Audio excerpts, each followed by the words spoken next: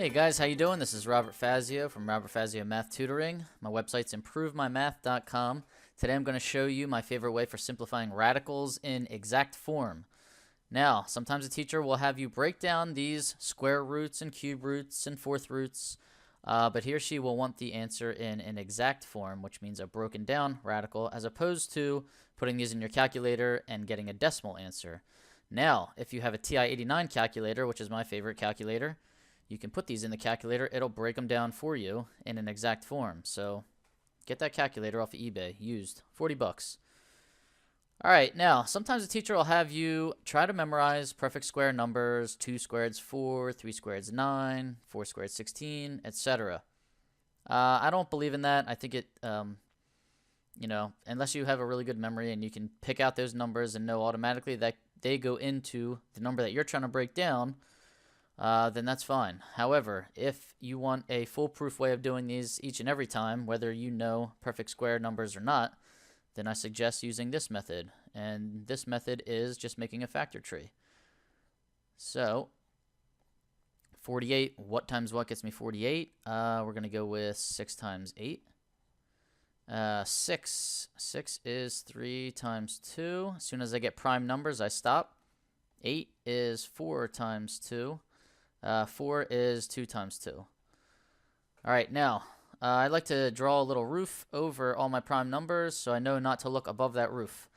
Since this is a square root, there is an invisible 2 right here. I'm looking for 2 of a kind. Anytime I see 2 of a kind, I'm going to bring it right up here. So, here's a pair of 2s. 2 and a 2, coming up here. Here's another pair of 2s. 2 and a 2, coming up here as a 2.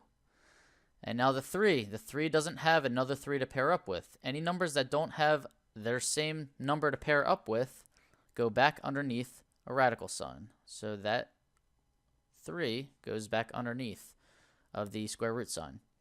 So now I can just simplify over here on the left. 2 times 2 is 4. So I'll just write my answer down here now. 2 times 2 is 4. So my answer is going to be 4 root 3. And that is the exact broken down version of the square root of 48. 4 times the square root of 3. Now this same strategy works for a cube root, a third root of 108. Same strategy. We are going to make a factor tree. What goes into 108? Well, it's an even number, so 2 does. 2 goes into 108. 2 goes into 10, 5. 2 goes into 8, 4. So 54. 2 times 54. 54 is 9 times 6. 9 is 3 times 3. And 6 is 3 times 2. Now I still like to draw the roof over all the prime numbers. I know not to look above that. Looking for 3 of a kind now, since this is a third root. Well, here's 1, 2, 3 3s. That's coming out as a 3.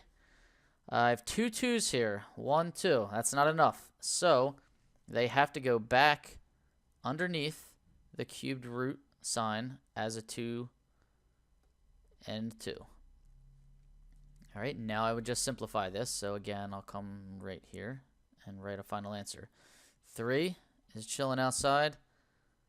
Third root, and then 2 times 2 is 4. Okay, that's how you use factor trees to break down radicals, whether it be square root, third root. If I'm trying to find the fourth root, I still make the same factor tree, put a roof over the prime numbers, and then I look for 4 of a kind. Anything that makes 4 of a kind comes outside of the radical. Anything that has less than 4 of a kind has to go back under the radical and be multiplied. All right, thanks for tuning in. Check out my other videos. Subscribe to my channel. Find me on Facebook, Robert Fazio Math Tutoring. Find me on Instagram, Robert Fazio Math. Have a nice day.